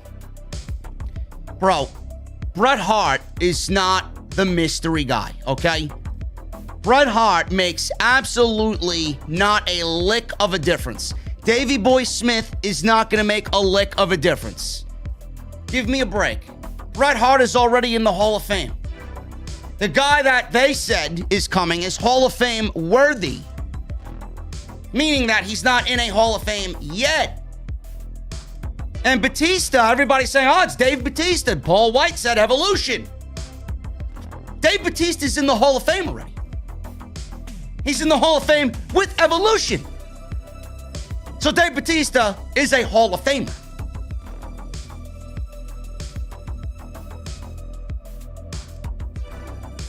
I don't know. I don't really know, man. The only one that is going to make a difference here is CM Punk or Brock Lesnar. It's not Lesnar because I don't think Lesnar's going to AEW because that will be a direct look on Paul Heyman. Doesn't Paul Heyman deal with all of Brock Lesnar's dealings? So then that means Paul Heyman was dealing with Brock Lesnar, deal with AEW? Does anybody realize that? Why would Brock Lesnar sign with AEW when Paul Heyman handles Brock Lesnar and everything that he does? That means Paul Heyman would have Brock Lesnar negotiate while he's contracted to WWE, negotiating with AEW?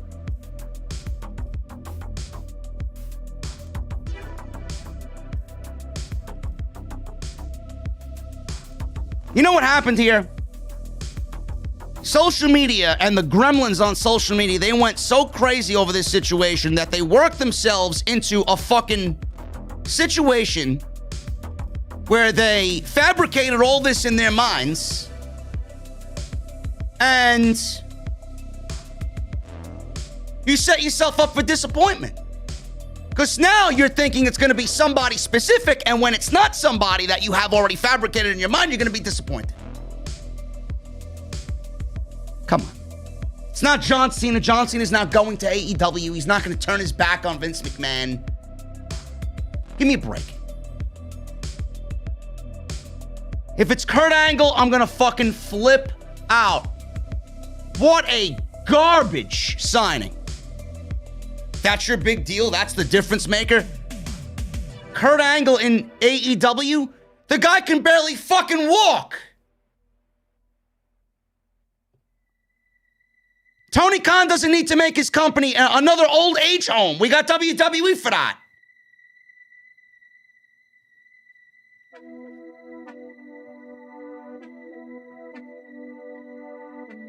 Justin Striplin, $9.99 super chat. Only one thing we can be happy about here is that we're not getting awful Lacey Evans versus Charlotte Flair for the Raw Women's Championship that WWE had planned for WrestleMania. Thank God. Thank you, Jesus. Lacey Evans is off TV. I appreciate you so great, man. You must be the biggest wrestling mark out there because you know exactly what needs to happen.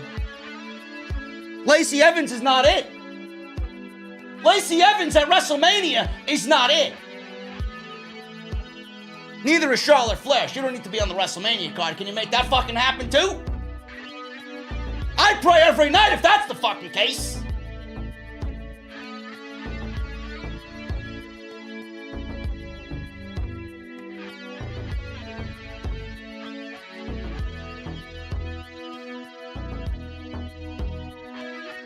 Mr. Cake with a $2 super chat.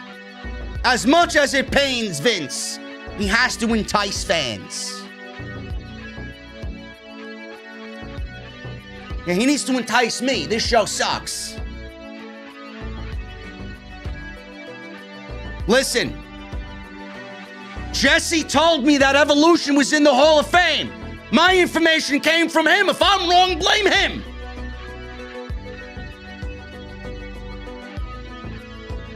P-Mac. $5 super chat. Calling it right now on Sunday. It's going to be Spike Dudley with his bimbo girlfriend, Molly Holly. Ain't you heard Molly a bimbo in my Stone Cold voice? Are they together?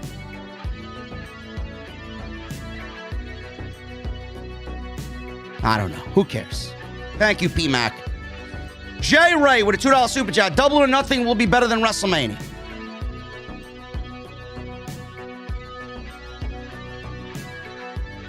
Anything is better than WrestleMania at this point, man.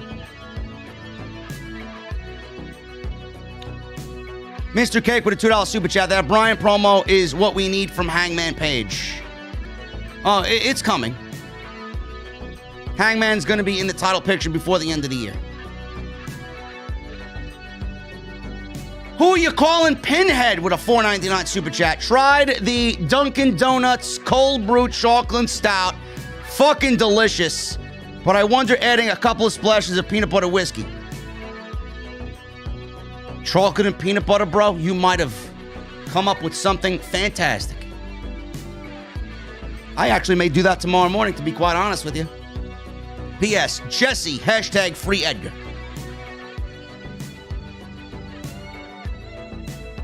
Ricochet, $4.99. JD, what if they gave Murphy a Zoom Master gimmick and give him a Spider Monkey manager that gives him brass knucks to finish matches?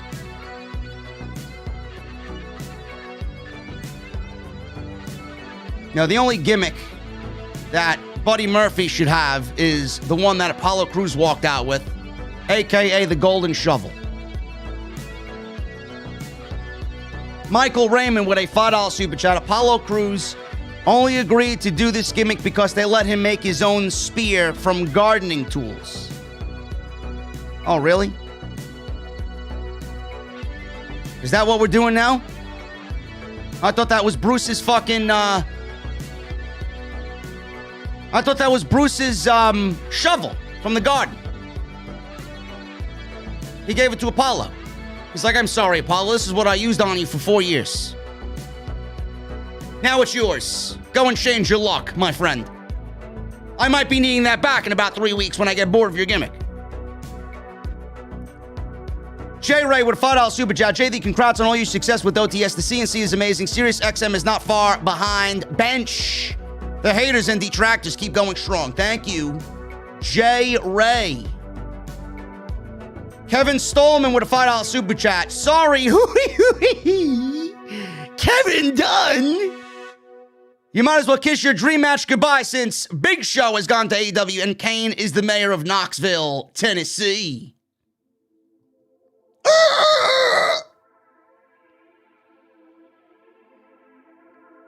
Jonathan Gastello with a $4.99 super chat. Submitting an application to Titus Catering. Can I use you as a reference, JD? Absolutely.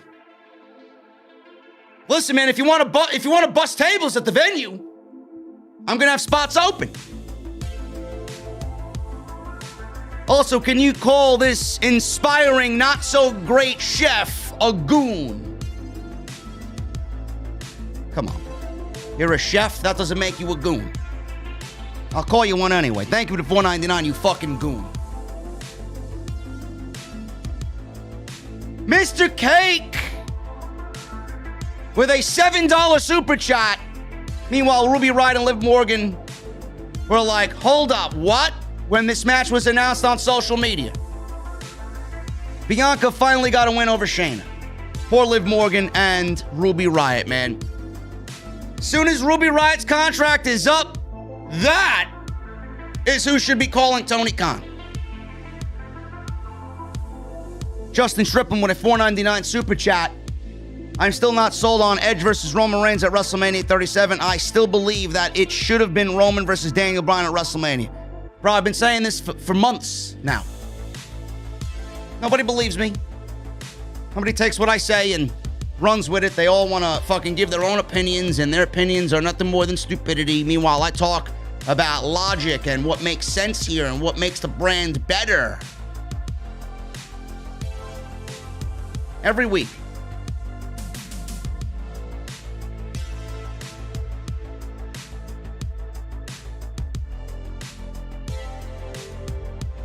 Mr. Cake with another $2 super chat. Reunite Blake and Murphy. Bro, you're asking them to form another tag team on this show? Come on. What do you think you're watching, AEW? Maurice Lionheart Jackson. $4.99. WWE is complacent. Apparently they are lost in booking. From the outside looking in, they seem lazy, confused, and indecisive. Oh, you're just now figuring that out, Mr. Lionheart Jackson. This is WWE every WrestleMania season, man. Boxhead with a $5 super chat. Best move, Bryan in the WrestleMania main event. Bryan cost Edge the winning pinfall. Roman recovers and pins Bryan. Edge turns heel on Bryan afterwards. Love it. Love it. We then get Bryan beating Edge, him getting Roman by himself, 3 to 4 months of story leading to SummerSlam. That sets Roman Reigns up for a nice portion of the year against Bryan. Love it. Robert Lamoa. You know you have a fake fan if they constantly crap all over your new intro. Listen to the new intro riff. Fucking awesome, you goons. Listen, Robert, I don't know who the fuck is making fun of the intro, but they could absolutely lick my balls. Really. They could lick my balls up and down, man. Salty they are. The song you heard in the beginning is not the actual intro, man. I got different songs playing all the time, man. I love synthwave, 80s, 90s. I like that metal synthwave mix. I like chill music at the end of the stream, man. There's nothing wrong with that. They don't like the intro. Fuck do I care? You're gonna be seeing it, so get fucking used to it. Who else is doing it better than I'm doing it? Nobody. Mr. Cake with a $5 super chat. Bayley is doing the best work ever, and she's loving it too, which is just great to see. Bayley is fucking awesome. The true sign of a professional growing at her craft is Bayley. But I think all of us smart people already knew that.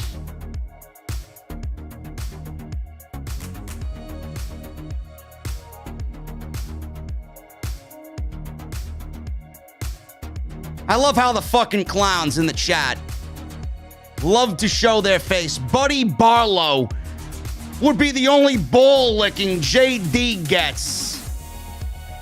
Motherfucker, what you don't understand is you sit there in my chat waiting for an opportunity to say that comment at the end of a 2-hour stream. Who's licking whose balls? You fucking bitch! Get the fuck out! You sat here for 2 hours waiting for the opportunity to say that. What happened? What happened? Meanwhile, I'm making money while you're watching me.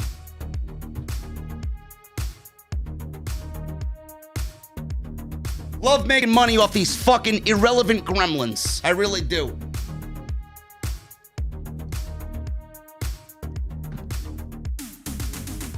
I love when people expose themselves. I love it.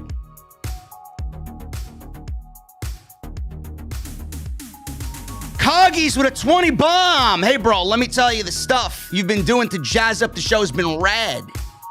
Make your intro, outro 30 minutes if you want. Also loving the Jesse Edgar angle. CNC is great. Can't wait for Revolution Sunday. Coggies, thank you so much, brother. More to come, bro. We have Inside the Venue under construction, bro. Wait till you see what's coming. Michael Raymond, if I find your super chat here, bro. $2 super chat. Appreciate you, bro. Thank you for the super chat. He says, the CNC crew chilling at a slick-looking tiki bar. Don't worry, bro. Me and Hodge have already discussed that similar scenario. Imagine me and Hodge at a tiki bar wearing fucking pineapples on our shirts, Sunglasses on, me looking like fucking some streetcar racer. In the fucking hot sun of Miami, Florida. What do you think?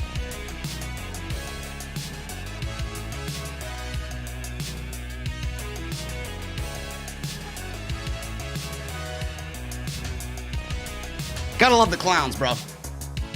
It's amazing how a comment like that, he thinks he knows where I am and what I do after the show is over.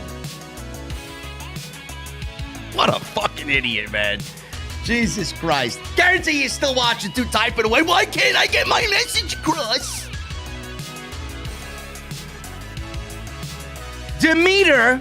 Oh, look at this clown. Demeter, JD's small penis bullying. With a Australian 201 super chat. Do the pics on the wall. Watch you rap to KSI. Woo! Demeter, that's not what your mother said on Sunday night last week. You're misinformed. And the pictures on the wall, watch me while I fuck your mother on Sunday night.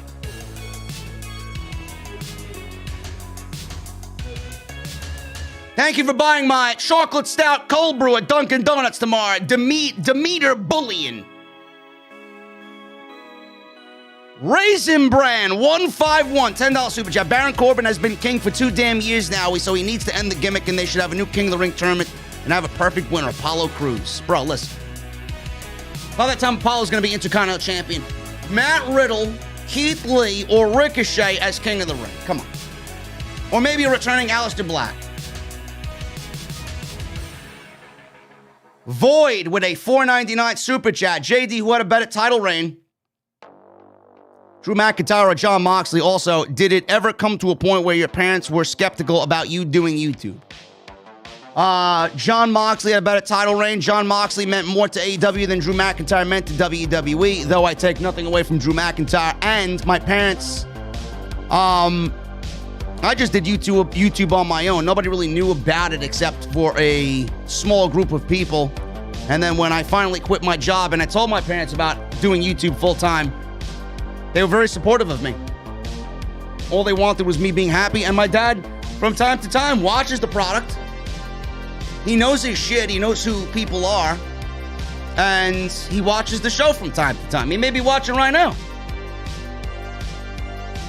Who the fuck knows? Void, thank you so much, brother. Florius Nation with a $10 super chat. What's up, JD? What are your thoughts on NXT reportedly moving to Tuesdays on April 13th? Also, do you compare Nigerian Apollo Crews to Muhammad Hassan? No. Florius, talked about this on the podcast tomorrow. You're going to have to tune in to find out that. And I talked about it on Wednesday's Dynamite review with Jesse. It was literally the first thing that we talked about on the show Wednesday night. So go and check that out if you want my opinion on that. It's a great move, and it's something that I've asked for over a year now, so I'm glad it's happening.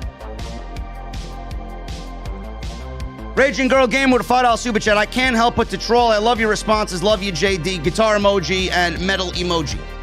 Thank you, Rage. I appreciate you. $2 super chat. Mr. Cake. The guy named after a fabric has non-alcoholic. The fuck are you talking about, bro? Who's named after a fabric? Demeter Bullion better get me some more fabric, man. The ones I used during his, the stay over at his house with his mother, they're dirty. JD23, $5 super chat. If Edge does win the title at WrestleMania in a triple threat match, do you see him having a long reign or Roman taking it back from him quickly? Well,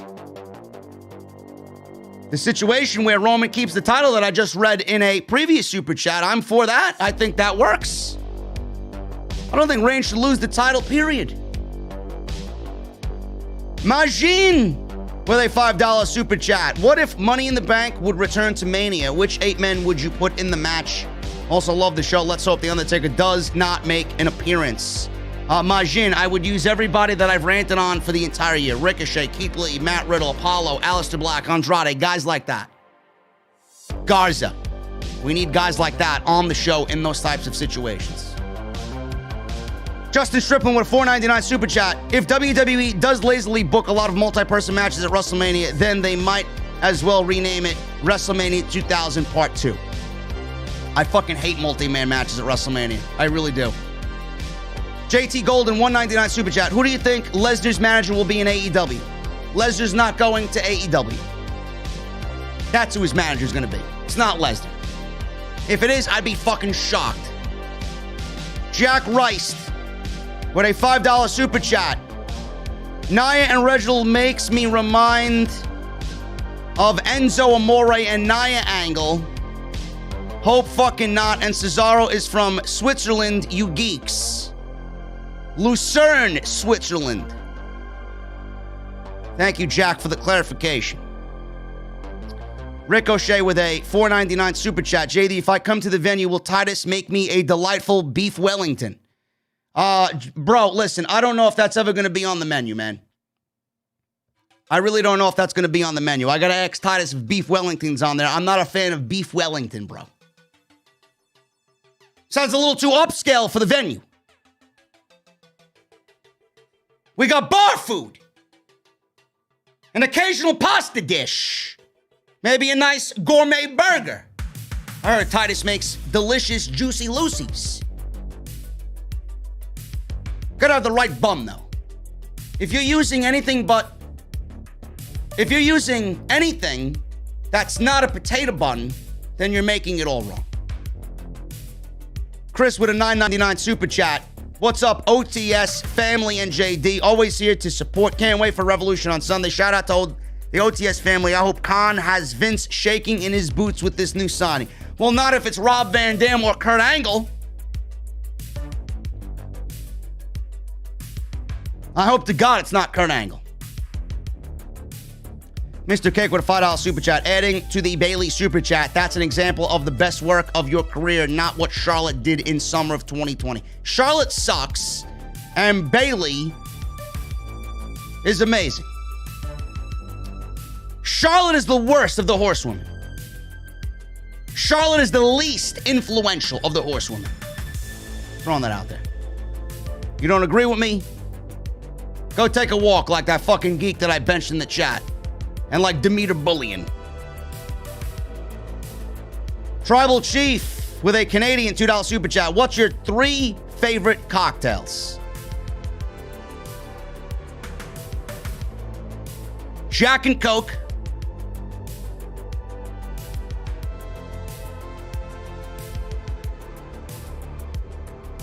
I love a delicious Moscow Mule. And my number 1 would probably be a nice and strong Manhattan. I love me a good Manhattan, man. Really do. Edgar Estrada with a $20 super chat. Happy Friday, you fucking goons. Your new intros have been great. Thank you, Edgar. Can't wait to watch the CNC tomorrow. Roman should be facing Bryan at Mania, but Edge did the Hogan move to get what he wants. Have a great weekend. Love you, Jerry. Edgar, thank you so much, brother. And fuck Jesse. Hashtag bench Jesse.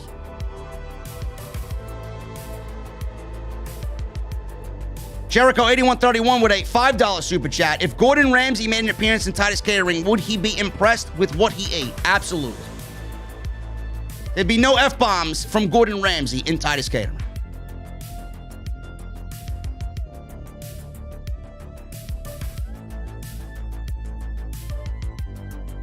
Mr. Cake with a $5 super chat.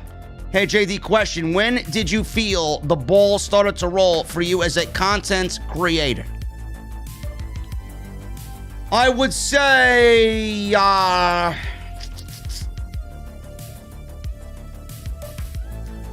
probably around the time I hit 50K. That's when I felt like things started to really roll. They've obviously slowed down for everybody because the algorithms on YouTube are fucking ridiculous, man. It's like a fucking science experiment. But I'm happy with the growth here, man. We're number 1 every fucking week. We've developed a great brand. People know who we are. People specifically won't work with me for various reasons because they know who the fuck I am. And I like where I sit at the top, man. Everybody's looking up at me. Not only do I do what I do here better than anybody, but me and Hodge are taking the lifestyle, the photography, the videography, the wrestling talk to another level, and then we collectively will be at the top. We already got people ringing up the fucking cell phone, bro. Believe me. Sponsorships, people want to be on the show. It's all going to happen. It's all going to happen. Joseph Fisher with a $4.99. JD, I know Punk is probably your favorite along with everyone else to be the signing. However, who do you think it most likely will be? Bro, I'm not throwing any names out there. Who I don't want it to be? Kurt Angle, RVD, Christian, and Ryback. I also don't want it to be Paul White himself. It's not Brock Lesnar. It's not John Cena. Could be Dave Bautista. I would be okay with Dave Bautista. I'm a big Dave Bautista guy. If it's not Punk, this will be a failure. In fact, I said it on Twitter. I hope it's none of them. Let's go out and sign Mauro Ranallo, sign him to a fucking multi-year contract, have him commentate on your new TNT show, the second TNT show. That is a difference maker. Everybody else, it's either unrealistic or they're not a difference maker whatsoever. Kratos with a $20 bomb. JD, today is my 1-year anniversary of working at Amazon for me. I'll be watching the review for Revolution Sunday at work when it goes live. Kratos, thank you so much. Happy anniversary, brother. Happy anniversary, man. Love me some Amazon. Guys, I appreciate you all for hanging out with me tonight. We blew up the stream. #1 in the community. I really appreciate you guys. We're already nearing 20,000 views on this live stream tonight. Couldn't do it without you guys. Thank you for all the super chats. Thank you for all the love. CNC, Critiques and Connoisseurs, tomorrow at 1 p.m. Subscribe. Link is down below in the description. We also got a new Twitter. Make sure you guys go and follow that. That's on my Twitter. Hit that thumbs up. Let's try for 750 before we get out of here. Follow me on Twitter at JDfromNY206. That's Twitter and Instagram. And hit that subscribe button down below for this very channel. Off the Script tomorrow, 5 p.m. And then Revolution Live right here on the post show on OTS. Guys, you know what time it is. I'm grabbing my cold beverage. I'm hopping in the Mustang. I'm driving home. I'm tired. I got a long day tomorrow. Windows are down. A little chilly, but the windows are down. Take that volume up to max. Give me those guitar emojis in the chat. And I'll see you guys on the podcast tomorrow afternoon and then on Sunday for Revolution and the post show. See you guys later.